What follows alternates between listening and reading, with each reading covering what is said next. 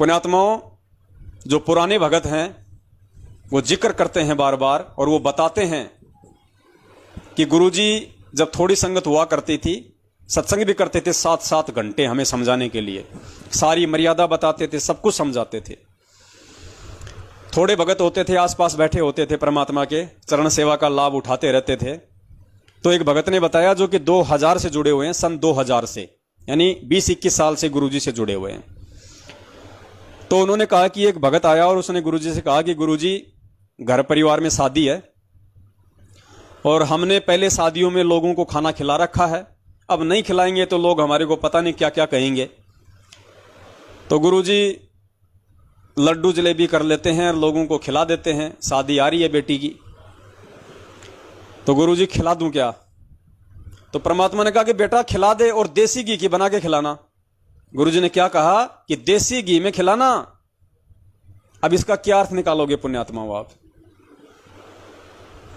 अब कोई ये कहे यार गुरुजी तो खुद ब्याह शादी में लोगों को जिमाने के लिए अपने भक्तों को आदेश दे रहे हैं, दूसरी तरफ परमात्मा कहते हैं हमने ये आडंबर नहीं करना, बिल्कुल भी, बिल्कुल सिंपल तरीके से विवाह करना है, साधारण तरीके से, ज्यादा मिठाई चटाई हमने कुछ नहीं करनी।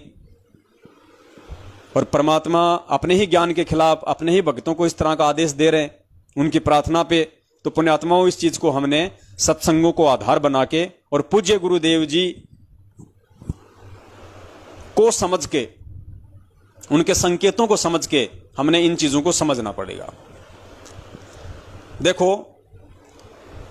यदि वो भगत समझदार होता, यदि वो भगत ज्ञान आधारी होता, तो वो गुरुदेव से ये सवाल ही नहीं करता, क्योंकि परमात्मा ने सत्संगों में सब कुछ बता रखा है कि आपने विवाह शादी किस प्रकार से करना है।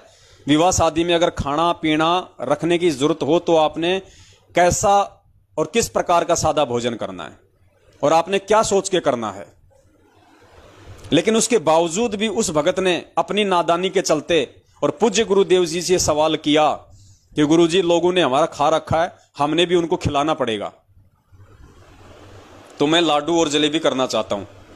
तो गुरुजी ने कहा कि बेटा देसी घी में खिलाना। अब परमेश्वर ने क्यों कहा ये? पुण्यात्माओं, इसके 2 रीजन है।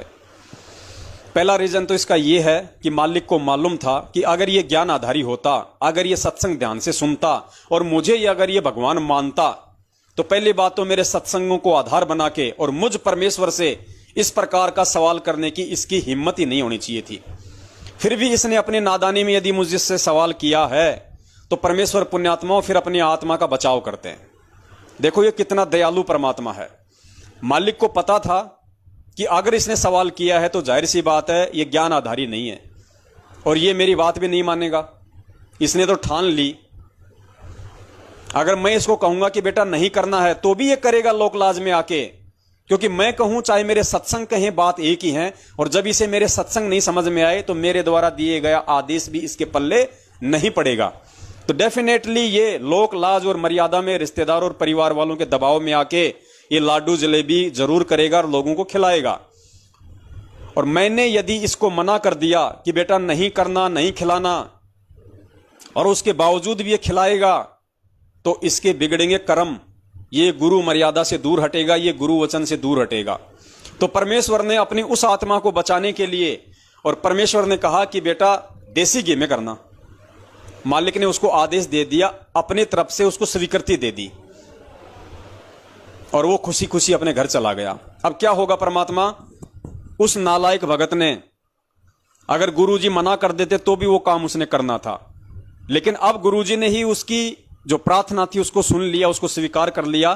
तो अब यदि वो लाडू जलेबी वाला काम वो करेगा तो परमेश्वर की दया से काल भगवान के खाते में उसका नंबर नहीं लिखा जाएगा, यानी वो काल भगवान के उस ऋण से वो छूट जाएगा, वो बच जाएगा, काल भगवान के दंड से वो बच जाएगा।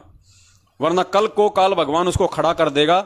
जब धर्मराज के सामने उसकी फाइल ओपन होगी तो धर्मराज कह देगा बेटा भगवान धरती पे आए हुए थे और भगवान ने तुझे मना कर दिया और भगवान के वचन की अवहेलना करके और तूने दुनियादारी निभाई, अपने भाई बंधु रिश्तेदार समाज को तूने ज्यादा प्रधानता दी, ठोक दो इसको नरक में, ले जाओ इसको पकड़ के। उसका वो हाल होगा। तो परमेश्वर अंतर्यामी है, उनको तो आगे तक का पता है। इसलिए परमेश्वर ने अपनी उस आत्मा को काल के उस कहर से बचाने के लिए और परमेश्वर ने उसको स्वीकृति दे दी।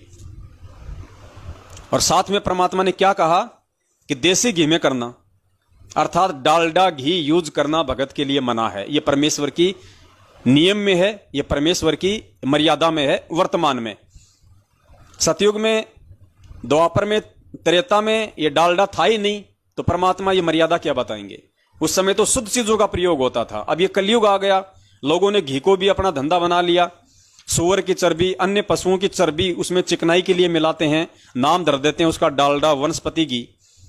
तो पुण्यात्माओं, ये तो धंधा हो गया, उन जीवों को मारा जाता है और वैसे भी वो गंदगी हो गई। तो उस घी का हम प्रयोग ना तो परमेश्वर की ज्योति जलाने में कर सकते हैं, ना हम वो अपने घर में उसको साग सब्जी या भंडारे में यूज कर सकते हैं, और ना हम दूसरों को खिलाने में यूज कर सकते हैं। या तो तेल में बनाओ या फिर शुद्ध देसी घी में बनाओ। इसलिए परमेश्वर ने उसको और बचाया और कहा कि बेटा देसी घी में करना। अब बताओ पुण्यात्माओं, ये दो कारण थे।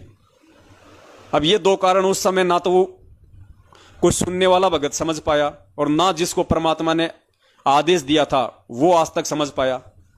अब परमेश्वर ने साध संगति के माध्यम से दया करके अब इन चीजों को भगत समाज के सामने ला रहे हैं, परमात्मा रख रहे हैं। तो पुण्यात्माओं, इस प्रकार से हमने अपनी रहनी करनी को परमेश्वर मान के हमने सुचारू करनी है। तब हमारा बेड़ा पार होगा, तब हम इस परमेश्वर के निकट आ पाएंगे।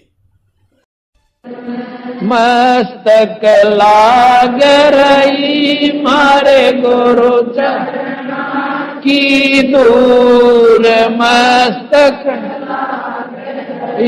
मारे गुरु चरणा की दूर, मस्तक जब ये धूल चढ़ी मस्तक पे, जब ये धूल